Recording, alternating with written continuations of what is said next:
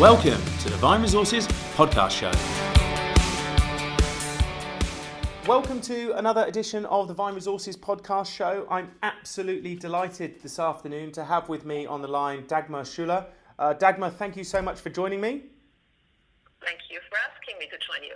Dagmar, look, I would love to tell our audience a little bit more about your company in Germany and find out a little bit more background about you. So why don't we get stuck in and love to hear a little bit about your company. Well, I'll be glad to tell you something about it. So my company is called audEERING, which is the word for audio and engineering, and that's exactly what we do. We do intelligent audio engineering, and basically, in a nutshell, what we enable machines to do is to act and react empathically based on our audio and intelligence analysis. So we are not analyzing what somebody's talking, but how. So basically, we really understand how somebody feels. And that's also the portion that we are greatly known for, which is emotion recognition. But we can also do a lot of other things with analyzing the audio. So we can enable basically other products or other companies to have intelligent machines acting and reacting based on intelligent audio analysis, which gives them a really great value. Just out of interest, and what type of customers are interested in buying your product? Basically, most of the big multinational companies, but also a couple of mid-sized companies. For example, the automotive industry is very interested in our services and the products for driver state detection or guest state detection, how people feel when they're in the cabin and how they feel when they're driving.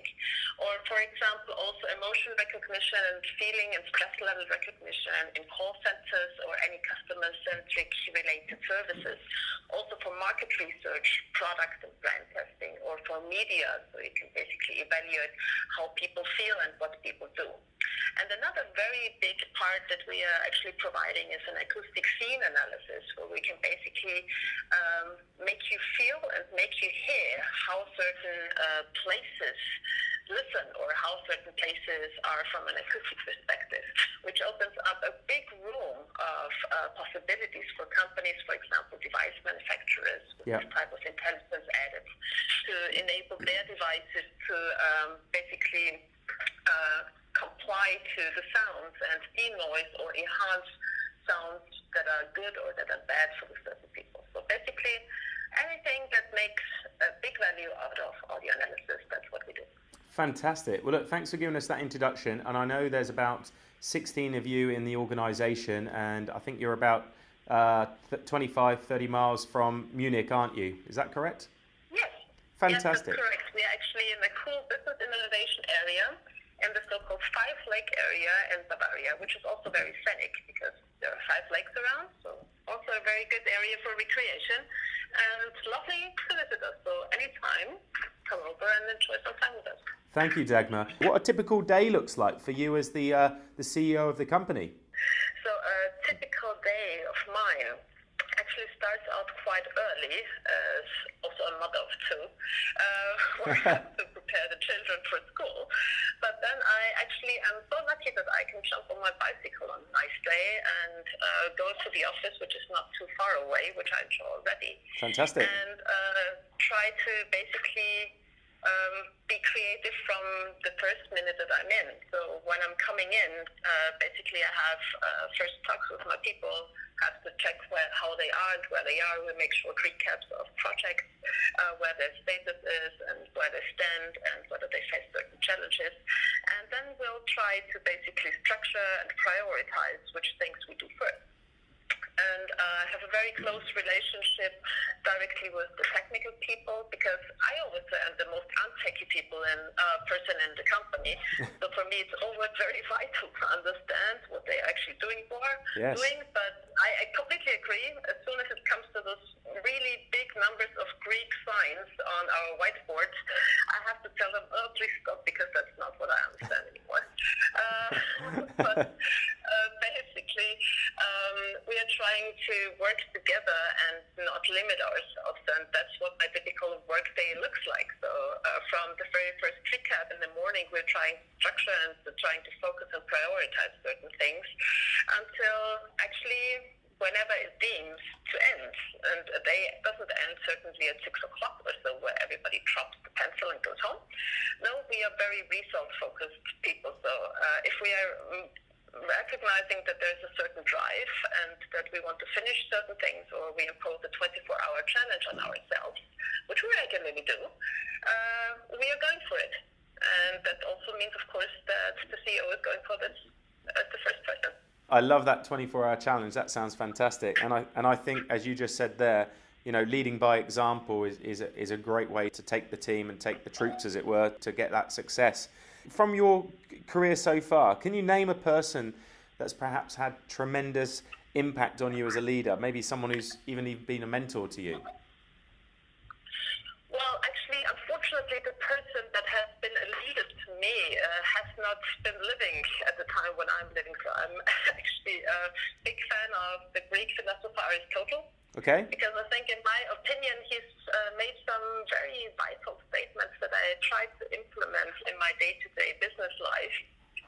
And for example, one of them is quality is not an act, it's a habit, and I couldn't agree more.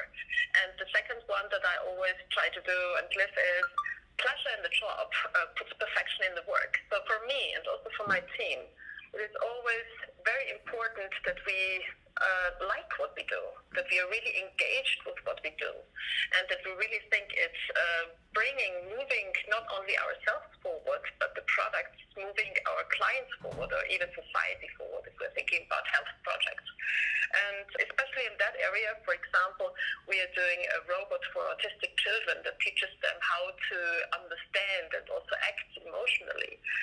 This is something that really gives yourself so much back, where you're so happy that actually you were able to show and provide such things to other people that are really helpful. And this is something that is, as I said, enormous pleasure for us, where the quote from Aristotle was the pleasure in the job, puts perfection in the work, is something that we just not put out there, but we really try to live up to that.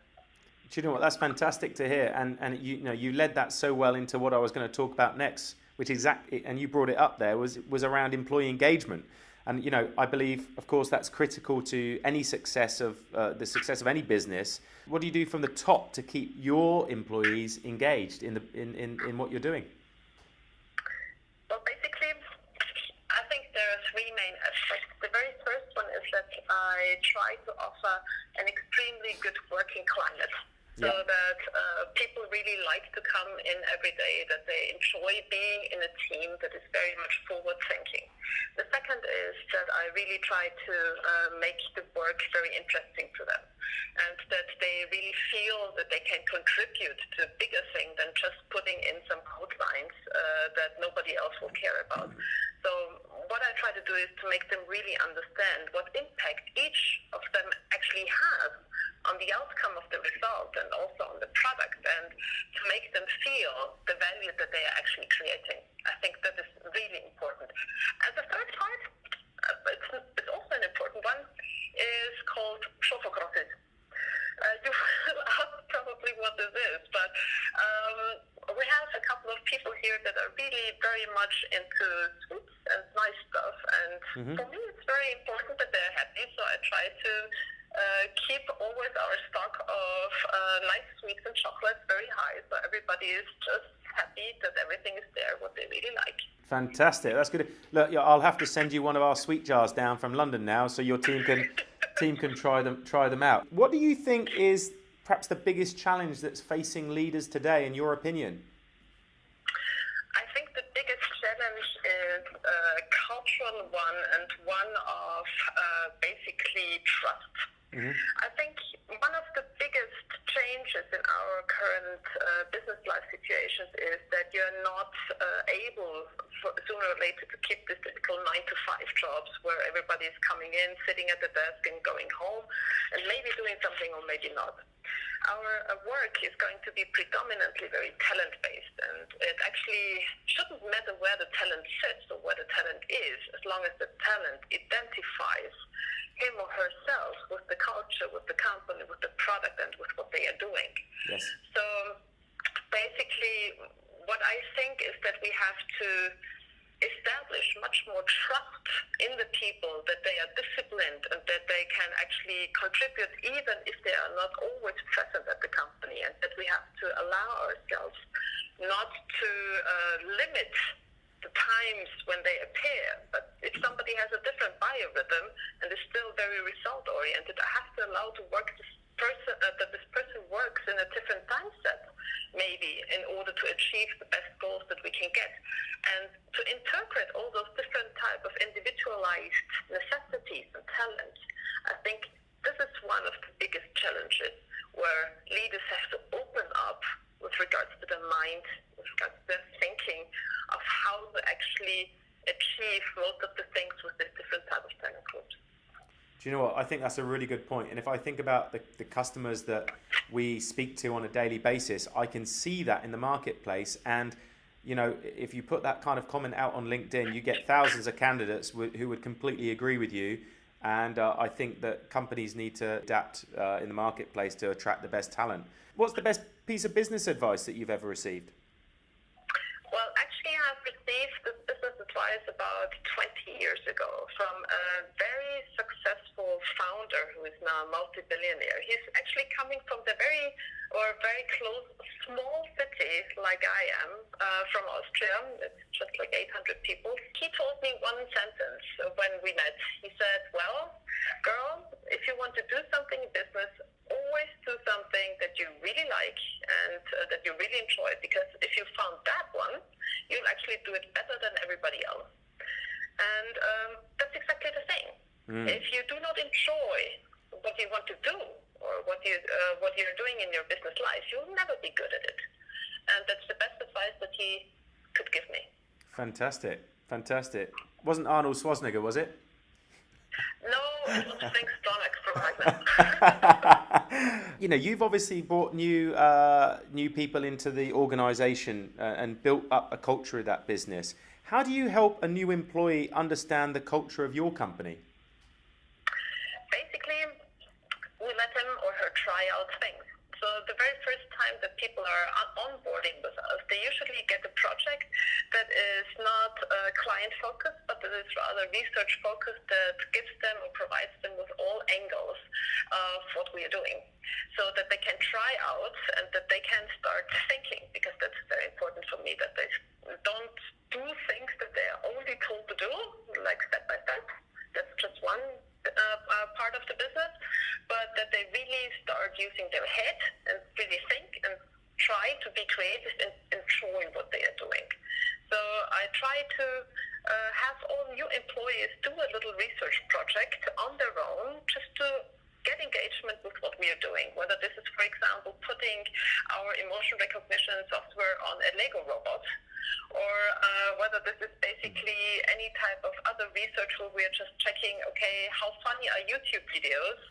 Do we detect laughter, and can we laugh at the videos, for example? Those type of little tiny projects are things that have led for us to bigger projects that we actually could even sell to clients, which I think is a very cool idea to bring people in. That's a great idea. I love that one. I might even try that myself. Well, what's the one mistake you witness leaders making more frequently than others? Well, lack of trust again. It's, I think, a lack of trust and lack of understanding. In the way that if I'm a leader, I really have to lead people on. And a lot of leaders that I know, they are actually leaders rather in a way that they try to dictate what has to be done, and that they don't allow any type of criticism or any type of new creative ideas out of their basis. And I think that's a big, big mistake, because there's nobody in this world who knows everything and who can be as creative as everybody else. So they are missing out on a lot of innovation potential on the one hand, and on the other hand, they are not leaders that people want to follow. Basically, people like that, if they're really good talents, they are searching for leaders that actually bring out their talent and that actually make them feel good, rather than just trying to get their resources from 9 to 5. Absolutely. In your industry, what do you see the changes happening in the next few years, and particularly around the ability to attract and hire, retain the best people? aside from that, changes perhaps to the working environment? Well, as my industry with enabling and empowering social and emotional artificial intelligence will disrupt the market, especially the employment market, heavily. I think that we have a special responsibility and also a special necessity to create awareness on the necessities what are important in order to basically change this type of industry. Let me give you one example. If somebody says, okay, for example, in healthcare, we are going to implement robots that basically are taking care of elderly people or taking care of sick people in order to basically allow them to have more conversations or to remind them to take the pills or stuff like that, that will actually impact that sometimes other people, human people, would not get their job anymore. And I think in our industry, the shift from automatization to a human part where everybody is fearing I'm losing my job is something that has to be very clarified. I think it's not a losing a job, but it's rather a transition to another level of job or to another necessity of job that can only be fulfilled by a human person. And this big shift basically is going to happen sooner than later. And that's why I said before, we also have to change our thinking as a leader on how we're working with people and how we are attracting certain talent, because the whole employment area is going to change tremendously by exactly the technology that we are enabling and putting in. Yeah, it's very amazing times, and it's coming much faster than some people realize, of course. Absolutely. Dagmar, if you had your time again and you were giving your 20-year-old self advice, what's the one thing you would say? I would say be more confident. Don't let everybody else try to overrule you. Be more confident. Try to be creative yourself. And if somebody tells you it's not working, don't be sad. Just try to make it work if you think or really know that it's working. Fantastic. Really appreciate that one. Now, my final question for you is, and forgive me if my geography is a bit off, but obviously you're down in southern Germany. Traditionally, when I go down to southern Germany, perhaps even down to even further down to Garmisch, for example, I don't meet too many people who speak English. Now, you're quite unusual in your company, where English is actually the language that you're happy to work in. You don't need to have German speakers. Is that right? Can you tell me a little bit about that? Yes, that's absolutely correct. So our main language here, even in southern Bavaria, which is very traditional, let me tell you that. We host the Great Oktoberfest, only 25 kilometers from here. We speak English because, as I said, for me it is important that the person I work with has a certain talent, and it's not important what type of language the person speaks. So we have mostly non-German speaking people in the company, and we have them from all over the world. We have Chinese people, we have French people, we have Italians, we have people from Iran, from Croatia, from Albania working for us. Wow. And of course, I try to help them a little bit, so we also have a German teacher so that they can get around here that lectures German twice a week here in the company. And everybody can voluntarily take those lessons, but our main language is English. Fantastic. That's great to hear. And it's nice to have such a cosmopolitan and international team as well. Yes, I love it very much. The final point is, Dagmar, thank you so much for being on the show. It's so insightful to get so much information and insight from you. What's the best way of people to connect with you if they want to get in touch? Well, if they want to get in touch, they can always write an email to info@audEERING.com, or they can connect with me at LinkedIn. I have a profile, Dagmar Schuller. Lovely. Oh, and there the phone goes off as well. Always busy. All the audio. Always busy. Dagmar, thank you so much for being on the show, and I look forward to speaking to you again in the future. Thank you very much for having me on the show, and it was a pleasure. Thank you.